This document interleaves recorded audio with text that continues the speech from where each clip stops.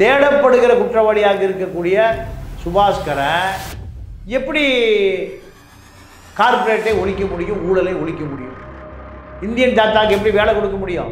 இந்தியாவிலேயே சவுத் இந்தியாவை சேர்ந்த 2 பேர் தான் அதிகபட்ச சம்பளம் வாங்குறாளுங்க. ஒருவர் ராஜமௌலி, இன்னொருத்தர் சங்கர். இவர்களை கமலஹாசன் பொறுத்த வரைக்கும் சம்பளம் 150 கோடி ரூபா, சங்கருக்கு 50 கோடி ரூபா சம்பளம், அவ்வளோதான். 200 கோடி ரூபா படம், 250 கோடி ரூபா, 500 கோடி ரூபா. சங்கர் கதை சொல்ல, கமலஹாசன் அதை மாற்ற சொல்ல, கடைசியாக என்ன ஆச்சுன்னா படம் பாதி கமலஹாசன் டைரக்டரு, பாதி சங்கர் டைரக்டர். இதில் என்ன நடக்கும்? படம் கமலஹாசன் கெஸ்ட்ரோடாக வந்து போகிறார். இந்தியன் 3 என்பது சாத்தியமே இல்லை. கமலும் சங்கரும் லைக்காவும் இணைவதற்கான அந்த வாய்ப்பு இந்தியன் 2வோடு முற்றுப்பட்டு விட்டது, முடிவுக்கு வந்து விட்டது. அவருக்கு கட்சி நடத்துகிற நோக்கம் இல்லை. கட்சி நடத்துவதாக சொல்லி தன்னுடைய பொருளாதார தேவைகளை தீர்த்து கொண்டார்.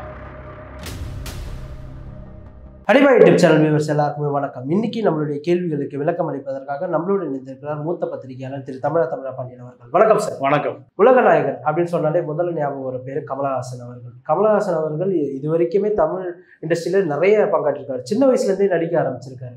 அவர் தமிழ் இண்டஸ்ட்ரிக்குள்ள எப்படி வந்தார்? அவர் சினிமாவோட பயணம் எப்படி தொடங்குச்சு? இல்லை, கமலஹாசனை பொறுத்தவரை 7 வயதில் அவர் களத்தூர் கண்ணம்மா படத்தில் சினிமாவில் நடிக்கிறார். களத்தூர் கண்ணம்மா படத்தில் நடித்த பிறகு இவர் முழுக்க நாடக நடிகராயிட்டார். அப்போ எல்லாமே தேனாம்பேட்டையில் எல்லா நாடக நடிகரும் தங்கியிருந்த இடம் தேனாம்பேட்டை தான். அப்புறம் தான் அது கோடம்பாக்கமாக மாறிச்சு.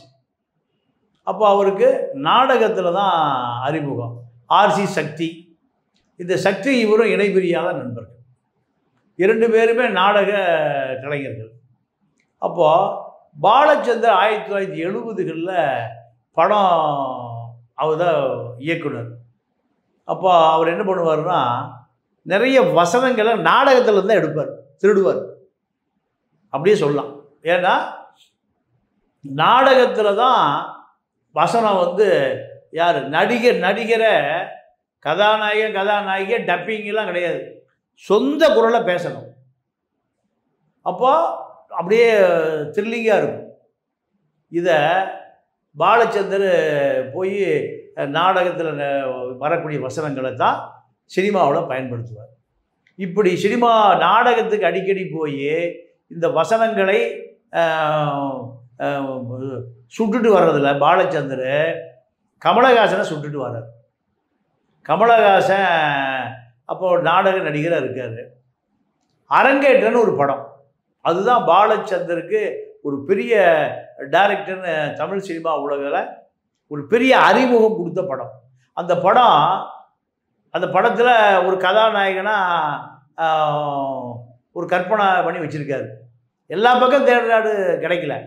அதாவது ஒரு நடுத்தர குடும்பத்தில் ஒரு பெண் எப்படி அந்த குடும்பத்தை காப்பாற்றுறான். வயசான அப்பா, வயசான அம்மா, அதாவது நகரத்தில் நடுத்தர குடும்பம்,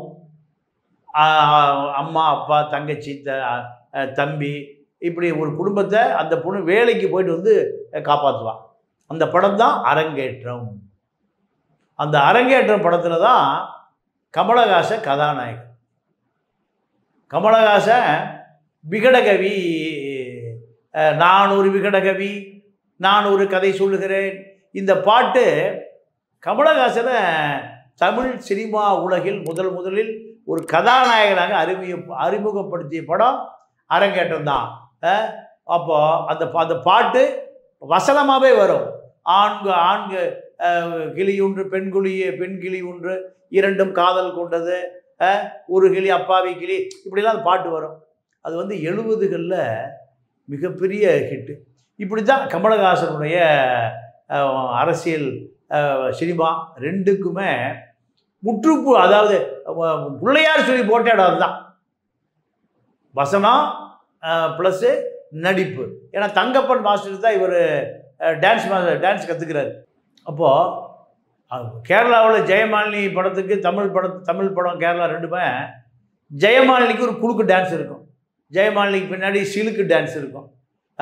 இப்போ வந்து தமனா ஒரு பாட்டுக்கு வர்றாங்க. அதே போல் அந்த காலத்தில் ஜெயமாலினி, அதே போல் ஆணில் கமலஹாசன். கமலஹாசன் வந்து ஒரு கௌபாய், ஒரு பாட்டு இருக்கும். இப்போ இப்படி சுழண்டு சுழண்டு ஆடுவார், பிரபுதேவா ஆடுவதை போல. பிரபுதேவாவுடைய அப்பா ஒரு டான்ஸ் மாஸ்டர். அப்போ பிரபுதேவாவுடைய அண்ணனு ஒரு டான்ஸ் மாஸ்டர். இதனால் கமலஹாசனை பொறுத்தவரை படங்களில் நினைத்தாலே இனிக்குன்னு ஒரு படம். அந்த படம் பாலச்சந்தர் எடுக்கிறாரு. படம் முழுக்க பாட்டு, டான்ஸ் தான். பாலச்சந்தருடைய கதாநாயகன் வில்ல. பாலச்சந்தர் தான் ரஜினி அறிமுகப்படுத்துகிறாரு, கமலையை அறிமுகப்படுத்துகிறாரு. 2 பேர்ட்டையும் சொல்கிறாரு, இனிமேல் நீங்கள் 2 பேரும் வில்லன் கதாநாயகன் அல்ல, 2 பேருமே கதாநாயகன். இப்படி பாலச்சந்தரால் செதுக்கப்பட்டு மிளிர்ந்த நடிகன் தான் கமலஹாசன். கமலஹாசனை பொறுத்தவரை கமலஹாசன் நீங்கள் ரஜினி, கமல், எம்ஜிஆர், சிவாஜி இந்த காம்பினேஷனில் நகர கல்ச்சரில் கமலஹாசன் படம் ஓடும், கிராம கல்ச்சரில் ரஜினி படம் ஓடும், நகரத்தில் சிவாஜி படம் ஓடும், கிராமத்தில் எம்ஜிஆர் படம் ஓடும். விஜயகாந்த் படம் கிராமத்தில் ஓடும், விஜய் படம் கிராமத்தில் ஓடும், அஜித் படம் நகரத்தில் ஓடும். இப்படி நகர இளைஞர்கள், மாணவர்கள், மாணவிகள் இவர்களுடைய விருப்பம்தான் கமலஹாசன். கமலஹாசனை பொறுத்த வரைக்கும் கமலஹாசன் ஒரு உலக நடிகர். நடிப்பு என்பது சிவாஜிக்கு பிறகு கதை அம்சமுள்ள படங்கள் நிறைய கொடுக்குற நடிகர் யாருன்னு கேட்டிங்கன்னா கமலஹாசன் தான். இப்போது இந்தியன் 2 பிரபலமாக பேசப்படுகிறது. ஆனால் இந்தியன் 2 கமலஹாசன் கெஸ்ட் ரோலில் வந்து போகிறாருன்னு அந்த படம் மிகப்பெரிய விமர்சனத்திற்கு உள்ளாயிருக்கு. இந்த படம் 4 பெரிய பிரம்மாண்டங்கள், லைக்கா, சுபாஸ்கரன், அல்ல குறையாத அட்சத பாத்திரம், எத்தனை கோடி வேணும் அந்த ஆள் கொடுப்பார். அதே போல் சங்கர் நீங்கள் மற்ற டைரக்டர்கள் ஒரு படத்துக்கு செலவு பண்ணுற பணத்தை ஒரு பாட்டுக்கு செலவு பண்ணுவார். இதுதான் சங்கர். அடுத்து கமலஹாசன், இன்றைக்கி டாப் ரஜினி, கமல், அடுத்து விஜய், அஜித். இந்த கமலஹாசன் அந்த இந்தியன் 2ல் நடிச்சிருக்கார். அதே போல் டைரக்டர் சங்கர் பிரம்மாண்ட இயக்குனர். நீங்கள் இந்தியாவிலேயே சவுத் இந்தியாவை சேர்ந்த 2 பேர் தான் அதிகபட்ச சம்பளம் வாங்குறாளுங்க. ஒருவர் ராஜமௌலி, இன்னொருத்தர் சங்கர். நீங்கள் ஹிந்திலேயே அப்படி ஆள் இல்லை, இவர் இந்த படத்தில் இணைஞ்சிருக்கார். அடுத்து நீங்கள் உதயநிதி, ரெட் ஜெயண்ட் உதயநிதி, 4 பெரிய ஆளுமைகள். சுபாஸ்கரன், சங்கர், கமலஹாசன், உதயநிதி. இப்படி ஒரு காம்பினேஷன் இது வரைக்கும் சினிமா உலகத்தில் வந்ததே இல்லை. யாருக்கு? ரஜினிக்கு கூட கிடைச்சதில்லை, கமலுக்கு தான். ஆனால் இந்த படம் இந்தியன் 1 என்ன நடந்ததுன்னா, தமிழ்நாடு அரசு அதிகாரிகள் லஞ்சம் வாங்குறாரு, ஊழல் பண்ணால் இந்தியன் தாத்தா நரம்பு உடைக்க தண்டிக்கிறார். ஆனால் இந்தியன் 2ல் கார்ப்பரேட்டு முதலாளிகளை, கார்ப்பரேட்டு நிறுவனங்களை சேர்ந்தவர்களை பழி வாங்குறார். இதில் ஒரு விஷயம் என்னென்னா, சுபாஸ்கரன் ஒரு கார்ப்பரேட், அதே போல் கார்ப்பரேட்டு இயக்குனர் தான் சங்கர். கார்ப்பரேட் நடிகர், கோடிகளை சம்பளம் வாங்குறவர் கார்ப்பரேட் தானே. கமலஹாசன் கார்ப்பரேட், கமலஹாசன். அடுத்து 1000 தியேட்டர்களை கையில் வைத்திருக்கிற உதயநிதி, அவர் ஒரு கார்ப்பரேட். 4 கார்ப்பரேட்டுகளை சேர்ந்து கார்ப்பரேட்டுகளை ஒழிப்பதாக படம். இதில் என்ன நடந்ததுன்னா, நேரடியாக பிஜேபி கவர்மெண்ட்டை குற்றம் சொல்ல முடியல. சரி, அதிகாரிகளை நேரடியாக குற்றம் சொல்ல முடியல. ஏன்னா கமல் ஒரு அரசியல்வாதியை மாறிட்டார். அரசியல்வாதியாக மாறிய பிறகு இவரால் நேரடியாக யாரையுமே குற்றம் சொல்ல முடியல. ஏன்னா கமலஹாசன் மக்கள் நீதி மய்யம் கட்சி வச்சிருக்காரு. அந்த கட்சி திமுக அதிமுகவுக்கு எதிர்ப்பாக மக்கள்கிட்ட 4% ஓட்டு வாங்குச்சு. ஓட்டு வாங்கி அது அடுத்த கட்டம் காங்கிரஸோடு நட்பு பாராட்டி ராகுல் காந்தியுடைய பாரத் ஜோடோ யாத்திரையில் கமலம் நடந்து போகிறார். ஊழலை ஒழிப்பதற்காக, சர்வாதிகாரத்தை ஒழிப்பதற்காக, ஜனநாயகத்தை காப்பாற்றுவதற்காக இப்படியான ஒரு அடையாளம். ராகுலுக்கு ஆல் இண்டியா முகம் இருக்குது. இந்த ஆல் இண்டியா முகத்தில் பாதி முகம் கமலஹாசனுக்கு இருக்குது. ராகுலோடு பாரத் ஜோடோ யாத்திரையில் தொடர்ந்து நடந்து போகிறார். நடந்து போன பிறகு ராகுல் என்ன நினைக்கிறாரு, சரி இவர் பிஜேபி எதிர்ப்பதில் நம்மோடு தோளோடு தோள் நிற்பார் நினைக்கிறார். ஆனால் கர்நாடகா தேர்தலில் காங்கிரஸ் பிஜேபி தேர்தலில் காங்கிரஸுக்கு ஆதரவாக பிஜேபிக்கு எதிர்ப்பாக களத்துக்கே போகாமல் மறுத்துட்டார், பின்வாங்கிட்டார். இது காங்கிரஸ் தரப்பிலிருந்து இவரை நிராகரிக்கப்பட்டு விட்டார். அப்போது காங்கிரஸோடு நின்று கமலஹாசன் பிஜேபியை எதிர்க்கலைன்னா அப்போ பிஜேபி பயப்படுறாரா இல்லை பிஜேபியினுடைய ஆதரவாளருங்கிற ஒரு சந்தேகம் வருது. ரெண்டாவது, கர்நாடகா தேர்தலில் கமலஹாசனை தேர்தலுக்கு பிரச்சாரத்துக்கு வர சொல்லி ராகுல் கூப்பிடுறாரு, போகலை. துணை முதல்வர் இப்போ இருக்கிற சிவகுமார் கூப்பிடுறாரு, போகலை. சீதாராமையா இப்போ முதலமைச்சர் அவர் கூப்பிடுறாரு, போகலை. யார் கூப்பிட்டும் போகல. ஆனால் தேர்தல் முடிந்த பிறகு வெற்றி யார் காங்கிரஸ் ஜெயிக்குது, வெற்றி பெற்று முதலமைச்சராக பதவி பிரமாணம் எடுத்துக்கொள்ளுகிற பொழுது போய் மேடையில் உட்கார்றாரு கமலஹாசன். இப்படி கமலஹாசன் மேடையில் உட்காரும்போது காங்கிரஸ் தலைவர்கள் ரசிக்கல. இதனால் அவருடைய நாடாளுமன்ற ஆசை நிராகரிக்கப்பட்டது. இந்த நாடாளுமன்ற ஆசை நிராகரிக்கப்பட்ட பிறகு எங்கே வர்றாரு, மீண்டும் தமிழ்நாட்டுக்கு வர்றாரு. தமிழ்நாட்டுக்கு வந்து திமுகவோடு நடந்து முடிந்த நாடாளுமன்ற தேர்தலில் திமுகவுக்கு நடிகன் கமல், அரசியல் தலைவர் கமல் நிபந்தனையற்ற ஆதரவு, நான் எதுவுமே கூட கேட்கலங்க, ஆதரவு கொடுக்குறேன், நீங்களாக பார்த்து எதாவது மீட்டருக்கு மேலே போட்டு கொடுங்க. இதுதான் எம்பி சீட்டு கேட்குறாரு. ராஜ்யசபா சீட்டு கமலுக்கு கொடுப்பதாக ஸ்டாலின் அவர்கள் வாக்குறுதி கொடுத்துட்டார். அப்போது நடிகனாக இருந்து அரசியல்வாதியாக மாறிட்டார். நீங்கள் இவருடைய படம் விஸ்வரூபம்.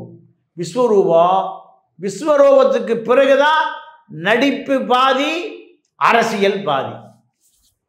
நீங்கள் மேடையில் ஒரு புத்தக வெளியீட்டு விழாவில் ப. சிதம்பரம் தலைமை தாங்கிறார், சிறப்பு பேச்சாளர். அப்போ ஜெயலலிதா முதலமைச்சர். தமிழ்நாட்டில் ஒரு வேட்டி கட்டிய தமிழர் முதலமைச்சராக வருவதற்கு தகுதி படைத்தவர் பேசுகிறார். ஜெயலலிதா ஆட்சி. அப்போ ஜெயலலிதா அந்த அம்மா என்ன கேட்குது, அப்போ ஏன் ஆட்சி ஊழல் ஆட்சியா, ஏன் ஆட்சி தூக்கி எரிஞ்சிட்டு வேட்டி கட்டிய தமிழர் முதலமைச்சராக போறியா? விஸ்வரூபம் படம் முஸ்லீம்களை தீவிரவாதிகளாக, பயங்கரவாதிகளாக இவர் மீட்டெடுப்பது தான் படம். அப்போ இதை முஸ்லீம் அமைப்புகள் பூரா தியேட்டருக்கு முன்னாடி ஆர்ப்பாட்டம், ஊர்வலம், உண்ணாவிரதம், போராட்டம், தர்ணா நடக்குது. சட்ட ஒழுங்கு பிரச்சனை. தியேட்டரில் முதலாளி என்ன பண்ணிட்டான், இந்த படத்தை ரிலீஸே பண்ண மாட்டேன்ட்டான். ஏன்னா 100 ரூபாய்க்கு சீட்டு வாங்கிட்டு போவான். சீட்டு வாங்கிட்டு போனான்னா நீங்கள் சமூக விரோதிகள் என்ன பண்ணுவான், சீட்டை கழிச்சு விட்ருவான். 1000 ரூபா குஷன் போயிடும். பழி யார் மேலே வரும், முஸ்லீம் அமைப்புகள் மீது வரும். அப்போ இது போன்ற சமூக விரோத செயல்களுக்கு இடம் கொடுத்து விடக்கூடாது என்பதற்காக படமே தியேட்டருக்கார வாங்க மாட்டேன்ட்டான். டப்பாக்களை போயிடுச்சு.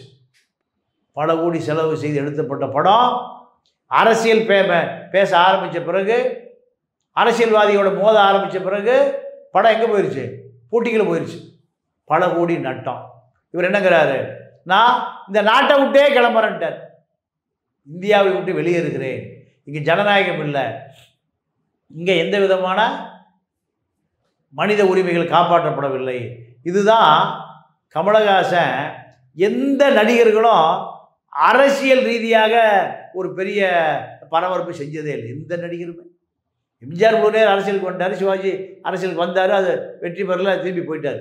ஆனால் கமலஹாசன் விஸ்வரூபம் படத்துக்கு பிறகு தான் முழு நேர அரசியல்வாதியாக மாறி அதிமுக அரசை எதிர்க்க ஆரம்பித்தார். அதன் பிறகு அதிமுக திமுக ரெண்டையுமே எதிர்க்க ஆரம்பித்தார். ரெண்டையும் எதிர்க்க ஆரம்பித்து கடைசி திமுகவில் போய் செட்டில் ஆகிட்டார். அப்போது இந்தியன் 2 படம் ஊழல் குறித்து போராடுகிற படம், ஊழல்வாதிகளை தட்டி கேட்குற படம். இது சங்கர் கதை சொல்ல, கமலஹாசன் அதை மாற்ற சொல்ல, கடைசியாக என்னாச்சுன்னா படம் பாதி கமலஹாசன் டைரக்டரு, பாதி சங்கர் டைரக்டர். இதில் என்ன நடக்கும்? படம் கமலஹாசன் கெஸ்ட் ரோலாக வந்து போகிறார். இதுதான் படத்தினுடைய கதை. படம் பார்த்துட்டு என்ன சொல்கிறான்? இந்தியன் 2 ஒன்றுமே இல்லை, இந்தியன் 3ல் ஏதாவது கதை இருக்கும். இது 3 வந்தால் 4. இனிமேல் கமலஹாசனும் சங்கரும் இணைப்பதற்கு வாய்ப்பே இல்லை. நீங்கள் இந்த படம் ஆரம்பித்த புதுசில் செலவு மேலே செலவு, கமலஹாசன் ஒத்துழைக்க மாட்டேங்கிறார். இதனால் லைக்காகவே ட்ராப் பண்ணிட்டார் படத்தை. 5 வருஷம் ஆச்சு. இந்த படம் ஆரம்பிக்கும் போது விவேக் இருக்கார், அப்போ அவர் இல்லை, இப்போ இல்லை. மனோபாலா இருக்கார், இப்போ இல்லை. பல பேர் ஆரம்பிக்கும் போது இல்லை. நீங்கள் அந்த அவுட்டோர் ஷூட்டிங்கில் கேமரா தலையில் விழுந்து ஒரு 3-4 பேர் நீங்கள் அடிபட்டு 2 பேர் இறந்து போயிட்டான். மயிரிழையில் கமல சங்கரும் உயிர் தப்புனாங்க. இவ்வளவு பரபரப்பான இந்தியன் 2 படம் பெரிய வரவேற்பை பெற்றிருக்கானா?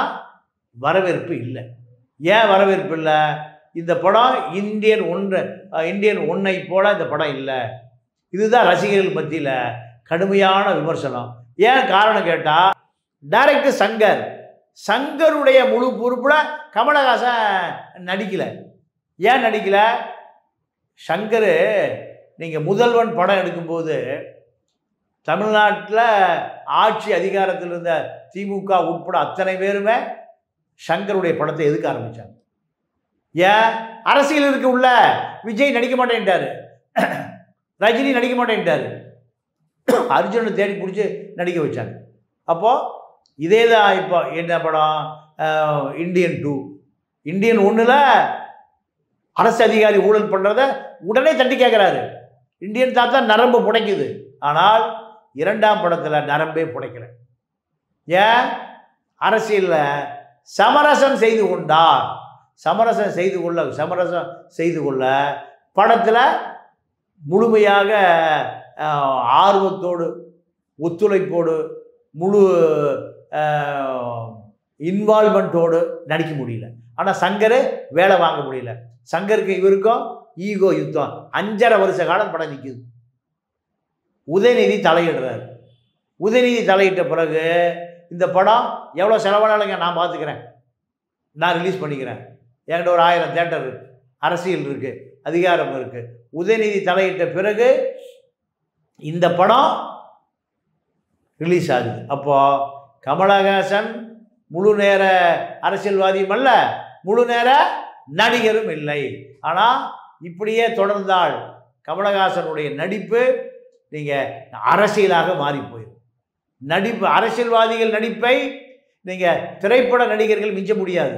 இப்போ திரைப்பட நடிகர்களுடைய நடிப்பை அரசியல்வாதியான கமல் மிஞ்சி விட்டார். படத்தில் நடிப்பே இல்லை. சங்கர் ஒரு இயல்பான டைரக்டர். ஆனால் கமலஹாசன் அந்த இயல்பை அரசியல்வாதி முகத்தை வைத்துக்கொண்டு என்ன பண்ணிட்டாரு? சங்கருடைய முகத்தை சிதைத்து விட்டார். அதனால தான் இந்தியன் 2 படம் எதிர்பார்த்த இந்தியன் 1 போல இல்லை. ஆனால் ரசிகர் என்ன திருப்தியாக போகிறான்? இந்தியன் 3 வரும், அது பெரிய பரபரப்பை உண்டு கொண்டு போகிறோம். ஆனால் இந்த 2 வருவதற்கே இத்தனை ஆண்டு கால போராட்டம். உதயநிதி தலையிட வேண்டியதாக போச்சு. அதனால் இந்தியன் 3 என்பது சாத்தியமே இல்லை. கமலும் சங்கரும் லைக்காவும் இணைவதற்கான அந்த வாய்ப்பு இந்தியன் 2வோடு முற்றுப்பட்டு விட்டது, முடிவுக்கு வந்து விட்டது. லைக்கா நிறைய ஊழல் பண்ணியிருக்காங்க அப்படின்னு நீங்களே சொல்லியிருக்கீங்க சார். இப்போ இந்த மாதிரி இந்த படம் இந்தியன் 2 ஊழலுக்கு எதிரான படம். இப்போ அதுலேயே இந்த மாதிரி இது பண்ணுறாங்க, ஸோ ஊழல் பண்ணுறாங்க, எல்லாம் பண்ணுறாங்கன்னு பேசியிருக்காங்க. இது படத்துக்கு மட்டும் தானே? அப்போ ரியல் லைஃப்பில் இது மாதிரி இருக்கக்கூடாதா? இல்லை, லைக்கா சுபாஸ்கரன் பிரான்ஸ் அரசாங்கத்தில் அவருடைய தாயார் பேர் ஞானம் கம்யூனிகேஷன், இந்த பேரில் பல 1000 கோடி அரசுக்கு கட்ட வேண்டிய வரி பாக்கியை கட்டாமல் அந்த டெலிகம்யூனிகேஷன் பாக்கியை வச்சுட்டு தப்பி லண்டனுக்கு ஓடி போயிட்டார். இவரை நம்பி அங்கே அந்த நிறுவனத்தை பார்த்து கொண்டிருந்த ஒரு 3-4 பிரெஞ்சுக்காரன் இப்போ ஜெயிலில் கிடக்கான். இவர் தான் கார்ப்பரேட்டை ஒழிக்கிறார். ரெண்டாவது இவர் இன்றைய நிலையில் லண்டன் அலுவலகத்தில் ஒரு மிகப்பெரிய ஐடி நிறுவனம் நடத்துகிறாரு. இங்கே வேலை வாய்ப்பவர்கள் பூரா பாகிஸ்தானியர்.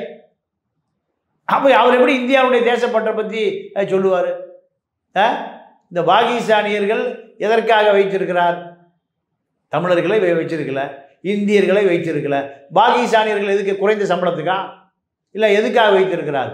அப்போது இவருடைய வியாபாரம் என்பது ராஜபக்சேவுடைய முதலீடு, இந்த பக்கம் பாகிஸ்தானினுடைய முதலீடு, பாகிஸ்தான்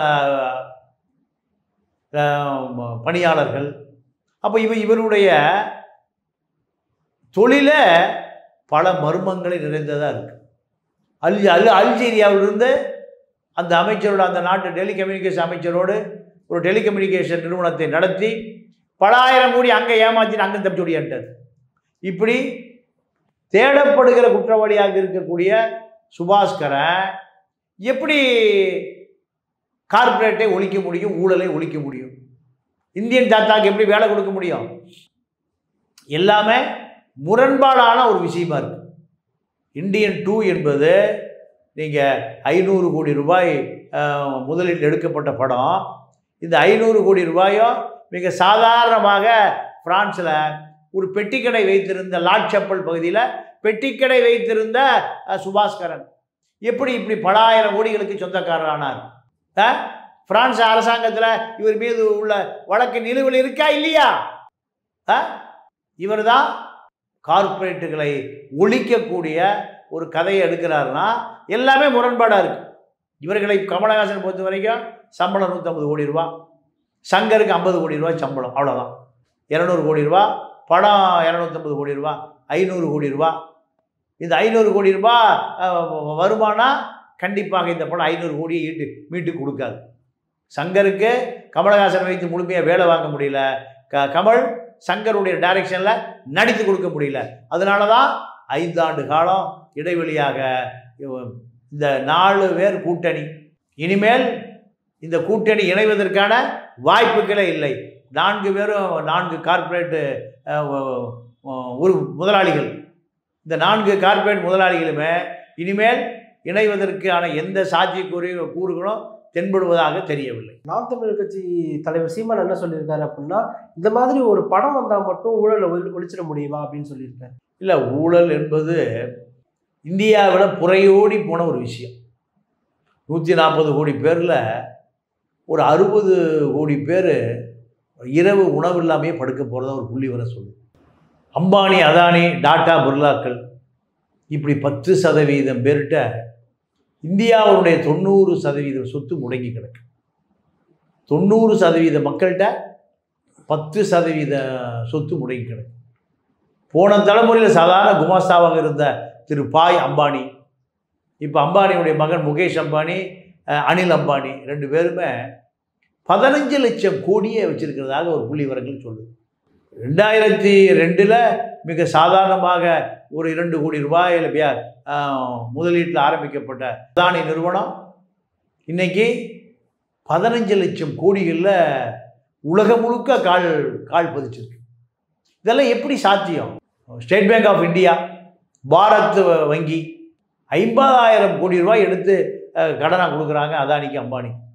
இன்சூரன்ஸ் நிறுவனத்தில் மக்களுடைய பணம், சேமிக்கப்பட்டிருக்கிற பணம் 50,000 கோடியை ஆஸ்திரேலியாவில் நிலக்கரி சுரங்கம் வாங்குவதற்காக அதானிக்கு மோடி எடுத்து கொடுக்குறாரு குற்றச்சாட்டு.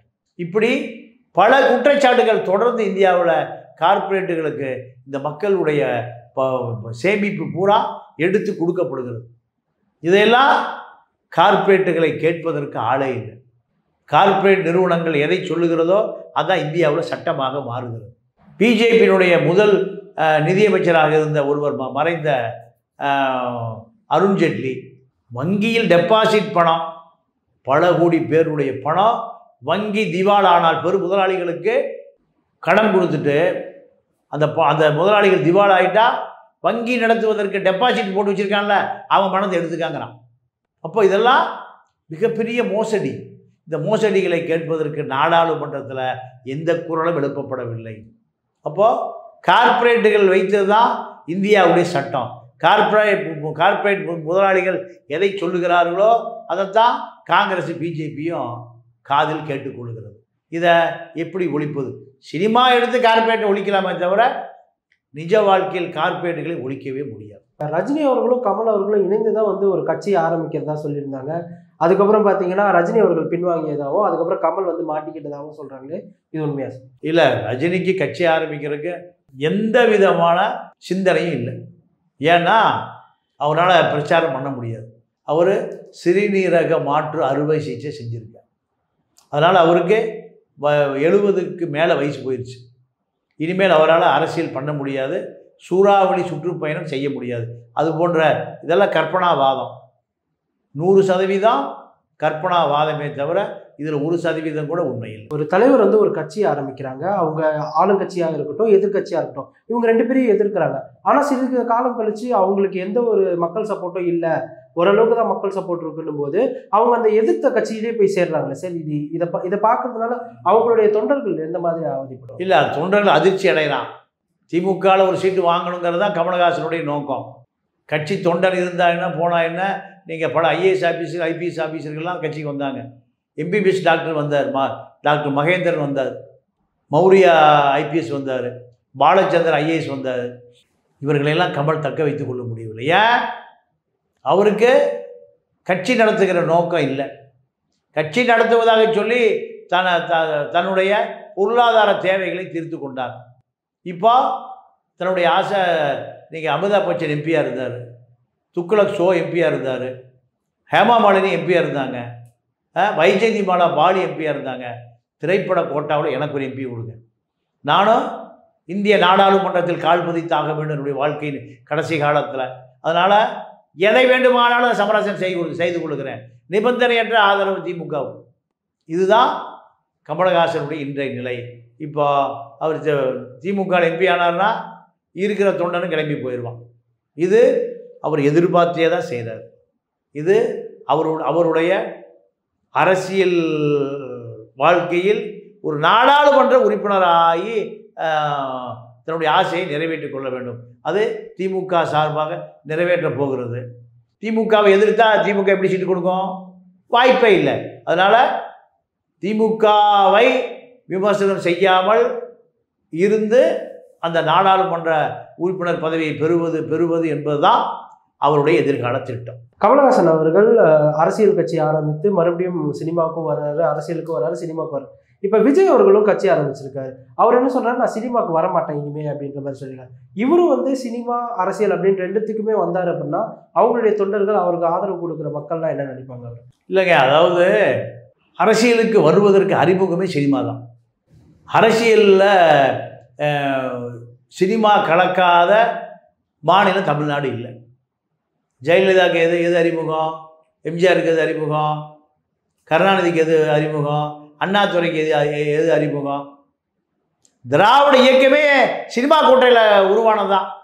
சேலம் மாடர்ன் தியேட்டர்ஸில் தான் சினிமாக்காரன் பூரா உருவான இடம். சினிமா இல்லைன்னா திராவிட இயக்கமே இல்லை. பெரியார் ஒருவர் தான் ஒரு அரசியலாக மக்களுக்கு போதித்தவர். மீதி பூரா திரைப்பட கொட்டகையில் இருந்து தான் தலைவர்களை கண்டுபிடிக்கிறான். விஜய்க்கு என்ன அறிமுகம்? சுதந்திர போராட்ட வீரரா? கமலுக்கு என்ன அறிமுகம்? பாகிஸ்தான் வாரில் போய் படை நடத்திய படை தளபதியா? சினிமாவில் நடிக்கிறான், மக்கள்கிட்ட அறிமுகமாகுது. சரி, சினிமாவில் அறிமுகமானவன் அரசியல் அறிமுகமாகிறான். அதனால் அரசியல் வேறு சினிமா வேறு அல்ல. சினிமா எங்கேருந்து வந்தார்? சினிமாவில் தான் வந்தார். எல்லாம் சினிமா பிரபலமாக தான் இருக்குது. தமிழ்நாட்டின் சாபக்கேடு சினிமா பிரபலங்கள் ஒழிக்கப்பட வேண்டும். யதார்த்தமாக தலைவர்கள் உருவாக வேண்டும். இதுதான் தமிழ்நாட்டு மக்களுடைய இன்றைய எதிர்பார்ப்பு தேவை. இன்னைக்கு எங்களுடைய கேள்விகளுக்கு ரொம்ப அருமையான விளக்கம் கொடுத்தீங்க சார். நன்றி. நன்றி, வணக்கம். இந்த வீடியோ உங்களுக்கு பிடிச்சிருந்தா லைக், கமெண்ட், ஷேர் பண்ணிக்கோங்க. இதே போன்ற வீடியோக்களை தொடர்ந்து பார்க்க அனிபா யூடியூப் சேனலை சப்ஸ்கிரைப் பண்ணிக்கோங்க.